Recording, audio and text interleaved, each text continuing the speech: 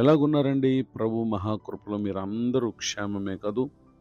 నేడుదిన వాక్య ధ్యానం కొరకు ప్రొవర్బ్స్ చాప్టర్ 2 వర్స్ 8, సామెతల గ్రంథం 2వ అధ్యాయము 8వ వచనం.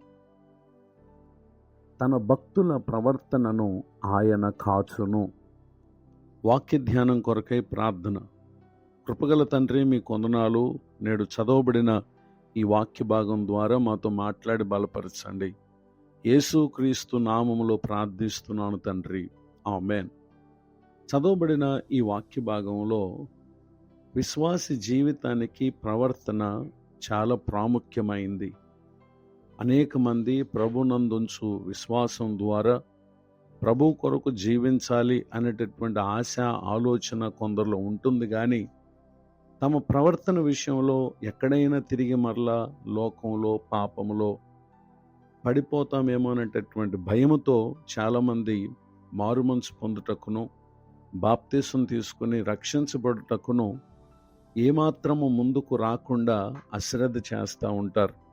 కారణం ఏంటంటే, రక్షించబడిన తర్వాత మరలా నేను జారిపోతే, పడిపోతే నా పరిస్థితి ఏంటనేటటువంటి ఆలోచన అపవాది అందరూ మోసపోవుటకు కారణంగా ఉన్నటువంటి తలంపులవి. అయితే దేవుని యొక్క వాక్యం సెలవిస్తున్నటువంటి మాట ఏంటంటే, ఒక వ్యక్తి భక్తిగా ఉంటే తన ప్రవర్తనను దేవుడు కాచువారుగా ఉన్నారు, అనగా కాపాడేటటువంటి దేవుడిగా ఉన్నారు. పరిశుద్ధ గ్రంథంలో రాయబడినటువంటి ఒక భక్తుని జీవితాన్ని మనం పరిశీలన చేసినట్లయితే, book of Daniel chapter 6 verse 10, దానియేలు గ్రంథం 6వ అధ్యాయము 10వ వచనంలో, ఇట్టి శాసనము సంతకం చేయబడినని దానియేలు తెలుసుకున్నను. అతడు తన ఇంటికి వెళ్ళి యథాప్రకారముగా అనుదినము ముమ్మారు మోకాళ్ళుని తన ఇంటి పైగది కిటికీలు యెరూషలేము తట్టునకు తెరవబడి ఉండగా తన దేవునికి ప్రార్థన చేయుచు ఆయనను స్తుతించుచు వచ్చెను. చదవబడినటువంటి ఈ వాక్య భాగంలో దానియేలు యొక్క భక్తిని మనం చూస్తున్నాం. తాను కలిగి ఉన్నటువంటి ఆ భక్తి జీవితమే తన ప్రవర్తనను దేవుడు కాచుటకు కారణంగా ఉంది. అతని ప్రవర్తనను మనం పరిశీలన చేస్తే వర్డ్స్ 3, 4 and 5, 3, 4, 5 వచనాలలో ఈ దానియేలు అతి శ్రేష్టమైన బుద్ధి గలవాడై ప్రధానుల్లోనూ అధిపతుల్లోనూ ప్రఖ్యాతి నొంది ఉండెను గనక రాజ్యమంతటి మీద అతను నియమింపవలన రాజు ఉద్దేశించను.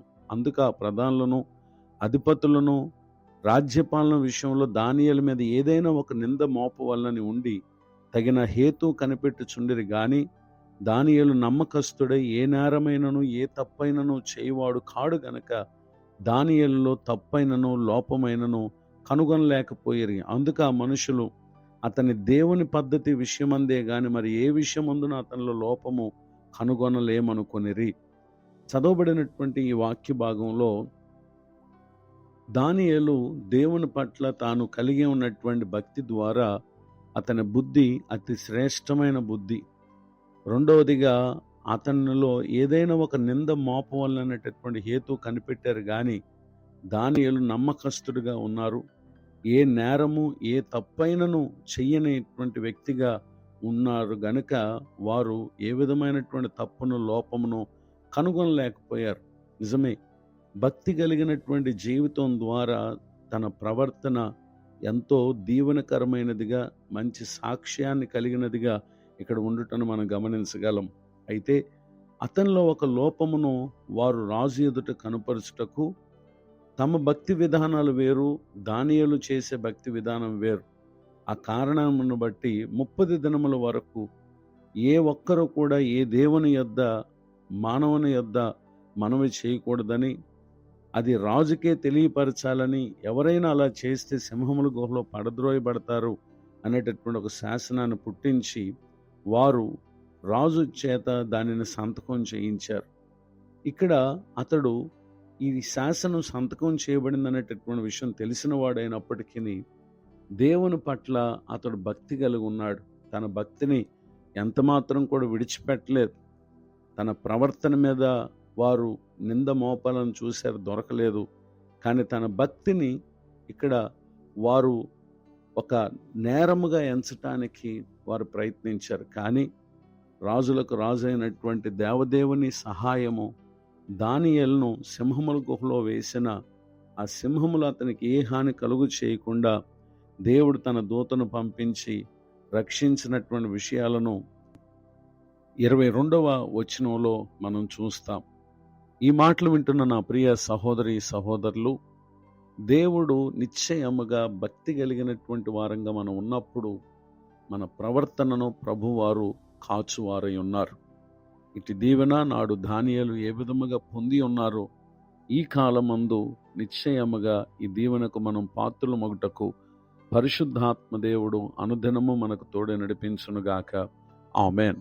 ప్రార్థన. కృపగల తండ్రి, వందనాలు. నేడు విన్న ఈ మాటల ద్వారా మీరు మమ్మల్ని బలపరిచినందుకు స్తోత్రం. పరిచయలో ప్రయాసపడుతున్న దైవ సేవకులను, వారి కుటుంబాలను దీవించండి. నూతన సంవత్సర దయాకిరీట నిధనం పొందిన వారిని ఆశీర్వదించండి. ముందున్న కాలమంతా కృపాక్షేమములు అనుగ్రహించి మేలు కలుగు చేయండి. యేసు క్రీస్తు నామములో ప్రార్థిస్తున్నాను తండ్రి. ఆమేన్. తండ్రి, కుమార, పరిశుద్ధాత్మ దేవుడు తోడే నడిపించునుగాక. ఆమేన్.